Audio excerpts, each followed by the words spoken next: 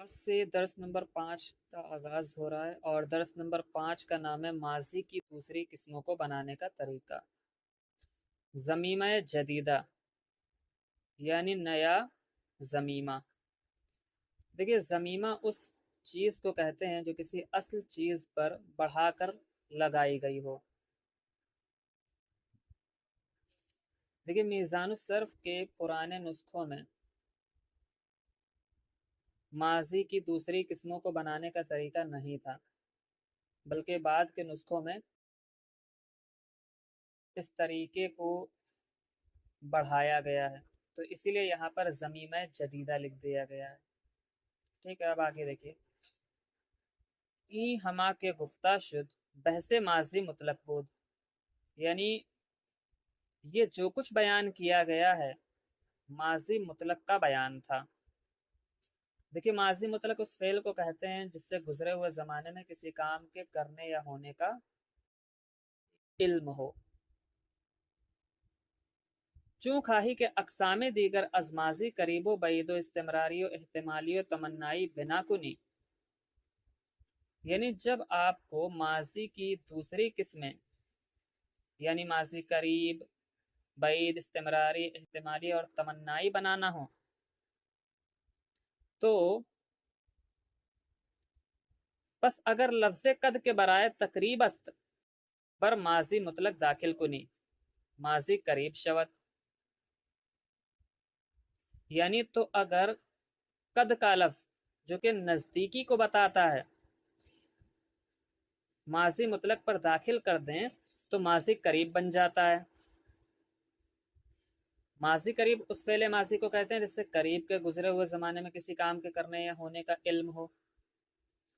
واگر لفظ کانا در اولش در آری ماضی بعید گردد، یعنی اور اگر ماضی مطلق کے شروع میں لفظ کانا لے آئیں تو ماضی بعید بن جاتا ہے۔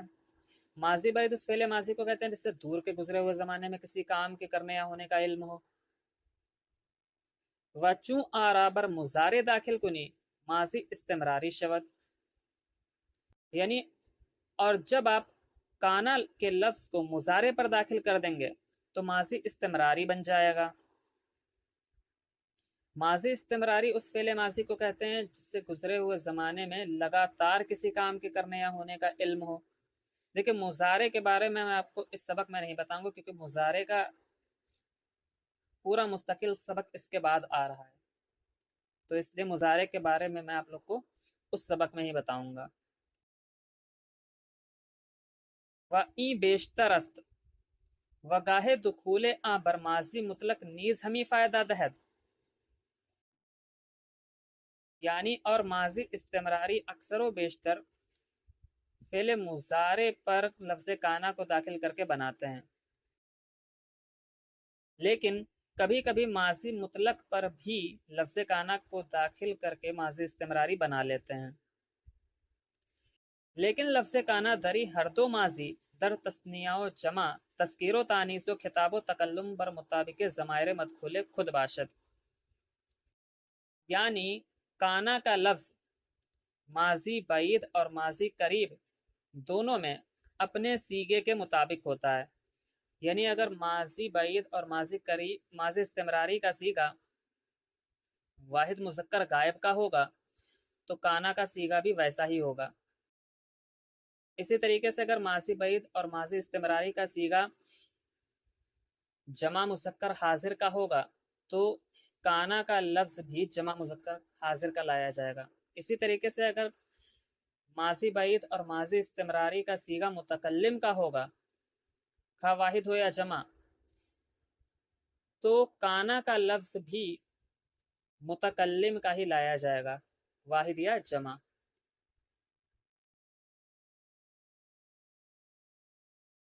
اچھا آگے دیکھیے۔ واگر لفظ لعلما بر ماضی مطلق در آری ماضی احتمالی، یعنی اور اگر لعلما کا لفظ ماضی مطلق پر داخل کر دیں تو ماضی احتمالی بن جائے گا۔ ماضی احتمالی اس فعل کو کہتے ہیں جس سے گزرے ہوئے زمانے میں کسی کام کے کرنے یا ہونے میں شک معلوم ہو۔ وچوں لفظ لیتما در اول آ داخل کنی ماضی تمنائی شود، یعنی اور جب آپ لیتما کا لفظ ماضی مطلق پر داخل کر دیں گے تو ماضی تمنائی بن جائے گا. ماضی تمنائی اس فعل کو کہتے ہیں جس سے گزرے ہوئے زمانے میں کسی کام کے کرنے یا ہونے کی تمنا معلوم ہو، یعنی آرزو، خواہش معلوم ہو. پس ہر یک ازیبر چہار گونا است، مثبت، منفی، معروف، مجہول. یعنی پس ان میں سے ہر ایک کی 4 قسمیں ہیں، مثبت، منفی، معروف اور مجہول. ونیز از ہر یک چہاردہ سیگا برمی آیت، یعنی اور ان میں سے ہر ایک کے 14 سیگے ہوتے ہیں. پس ازی حساب جملہ سیگہائے ماضی سے صدو سیو شش گردید، یعنی تو اس حساب سے ماضی کے تمام سیگے 336 ہوئے. اب 336 کیسے ہوئے اس کو آپ ذرا سمجھیے. دیکھیں ماضی کی کل 6 قسمیں ہیں، ماضی مطلق، ماضی قریب، ماضی بعید، ماضی استمراری، ماضی احتمالی اور ماضی تمنائی. ان میں سے ہر ایک کی 4 قسمیں ہیں، مثبت، منفی، معروف اور مجہول. جب آپ 6 کو 4 سے ضرب دیں گے یعنی ملٹیپلائی کریں گے تو 24 حاصل ہوگا. پھر جیسا کہ آپ کو معلوم ہے کہ ان 6 میں سے ہر ایک کے 14 سیگے ہیں، تو جب آپ 24 کو 14 سے ضرب دیں گے یعنی ملٹیپلائی کریں گے تو 336 حاصل ہوگا. تو اس حساب سے ماضی کی ان تمام قسموں کے کل 336 سیگے ہیں. اب آگے دیکھیے، چنا کے ضبط آہاں ازی جدول مشروحاً بوضوح خواہد انجامید، یعنی جیسا کہ ان کو یاد کرنے کے لیے نقشے سے